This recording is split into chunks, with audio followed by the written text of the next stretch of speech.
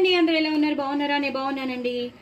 ఇవాళ మీ అందరి కోసం సాంబార్ చాలా చాలా టేస్టీగా వచ్చింది. చాలా సింపుల్ సాంబార్ అండి. నేను సాంబార్ పొడి చేసి పెట్టుకున్నాను, చూసారా? ఆ సాంబార్ పొడి నేను మీకు ఆల్రెడీ సాంబార్ పొడి ఎలా చేయాలో నేను మీకు షేర్ చేశాను. ఒక్కసారి మీరు యూట్యూబ్లోకి వెళ్ళి చూస్తే మీకు తెలుస్తుంది.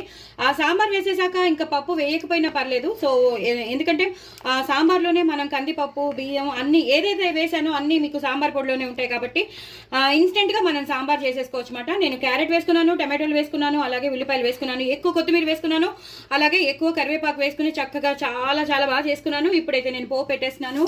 ఆవాలు, జీలకర్ర, ఎండుమిరపకాయలు, అలాగే ఇంగు వేస్తున్నానండి. ఇంగు మాత్రం పోపు ఎక్కువ వేయాలి, ఆ ఫ్లేవర్ ఉంటేనే బాగుంటుంది. సో అది వేసేసాక నేను ఎప్పుడు మీకు చెప్పాను, చాలాసార్లు చెప్పాను, సాంబార్ కానీ సాంబార్లో పోపు వేసేటప్పుడు, అలాగే పప్పులో పోపు వేసేటప్పుడు ఇలా కారం వేసుకోవాలి. చాలా చాలా మంచి ఫ్లేవర్ వస్తుందన్నమాట.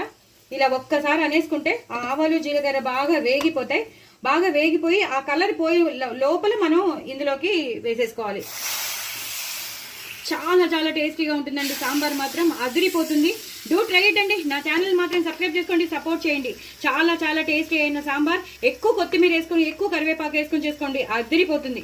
హ్యాపీగా వేడి అన్నంలో తినేసేయండి. నెయ్యి వేసుకుని అప్పడాలు నంచుకుని తినేసేయండి. అలాగే ఇడ్లీ సాంబార్ చేసుకుంటే ఇడ్లీని అందులో ముంచుకుని తినేసేయండి. సూపర్ టేస్టీ సాంబార్ అండి.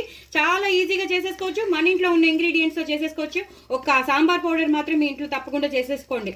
సో యూట్యూబ్లో ఉంది కాబట్టి చేసేసుకుని మీరు తప్పకుండా తినేసేయండి. నా ఛానల్ మాత్రం సబ్స్క్రైబ్ చేసుకోవడం అసలు మర్చిపోద్దండి. బాయ్ అండి.